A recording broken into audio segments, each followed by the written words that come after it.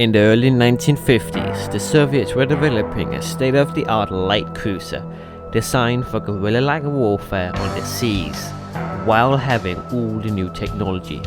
This ship was a problem, a serious one, so the British addressed it by introducing the Blackburn Buccaneer.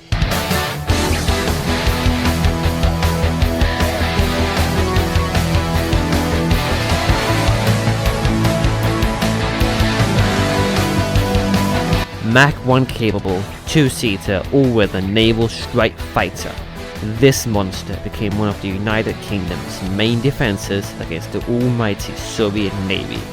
This is the story of an amazing aircraft during the Cold War.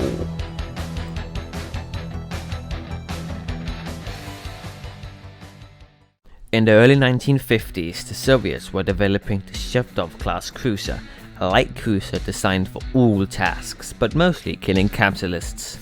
Aboard this ship was all the latest technology such as radar, sonars, better guns, and even early cruise missiles and anti-aircraft missiles, or SAMs. Meanwhile, the Royal Navy had many ships left over from the Second World War, which were outdated and ineffective in modern battles. So, to counter this threat without spending billions, the Royal Navy decided to use all the ships they already had and introduced a specialized strike aircraft employing conventional or nuclear weapons. Operating from the Navy's fleet carriers and striking at a high speed, low level, this would offer a great solution to the Shevdov problem. The Royal Navy's competition asked for a jet that was low flying, below 50 feet. Supersonic in level flight and being deployed on carriers, therefore needing a folding wing, and a combat radius of at least 400 nautical miles and a weapons load of 8,000 pounds, including both bombs, rockets, naval cruise missiles, and even, again, a nuclear weapon.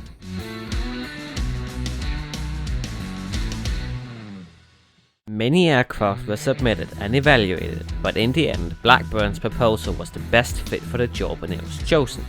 Blackburn had previous experience with naval aircraft. Their design incorporated all of the requested features while being at a relatively low cost per unit. On April 30th, 1958, the aircraft took its maiden flight from RAE Bedford and entered testing until 1963. That same year, the first production variant entered service with the Fleet Air arm of the Royal Navy on board HMS Hermes. And off it went, protecting Britain's shores and the rest of NATO. Later versions, such as the S2, came with improved engines and avionics in 1966.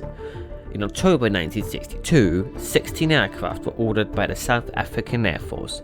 These were the S-50, which were equipped with a strengthened undercarriage and a higher capacity wheel brakes, along with more missiles and bombs. Their aircraft would go on to serve in many smaller conflicts in the region, but by far the biggest was the South African border war, where it frequently served as a CAS aircraft. Meanwhile, the Royal Navy Buccaneers participated in regular patrols and exercises in the North Sea, practicing the type's role if war with the USSR ever broke out. The Royal Air Force also operated the aircraft, after dismissing other aircraft as unsuitable for the fighter-bomber role, with a total of 6 squadrons flying it.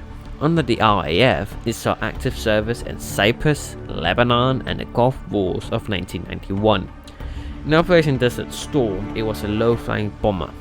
It was expected that the aircraft would take part, so when an order came in, they got ready, and only 72 hours later, they took off from IF Lossiemouth for the Middle Eastern Theater on January 26, 1991. During the war, it became common for each attack formation to comprise of 4 Tornadoes and 2 Buccaneers, with the Buccaneers sticking around and bombing any surviving targets or nearby targets. No aircraft were lost.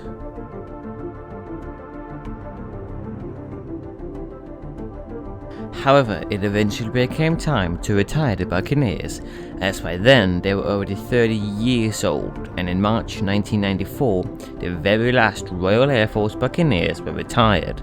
This was due to cruise ship missiles and anti-ship missiles becoming more useful, along with better sonar and radar technology, which made the Soviet ships much less dangerous. The Royal Navy retired theirs all the way back in 1979 and replaced it with the Sea Harrier, serving on smaller aircraft carriers, as the ones the Buccaneer served on were retired. The South Africans also retired theirs just 3 years earlier in 1991.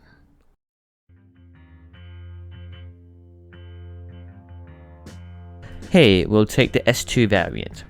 It was a relatively large aircraft, being 20 meters long and 5 meters high, with a wingspan of 13 meters. Its max speed is 580 knots, or Mach 1.07 in level flight, and much higher in a dive. It can fly as high as 40,000 feet with a range of 2,000 nautical miles and a combat radius of 800 nautical miles. It has 5 hardpoints in total, with 4 on the wing and 1 big bomb bay in the middle, with a capacity of over 4,000 pounds, or even a nuclear weapon.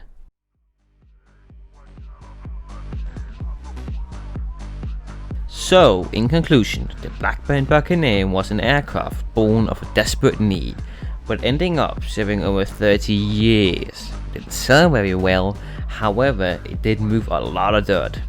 Thanks for watching, and I hope I'll see you in the next one. See ya!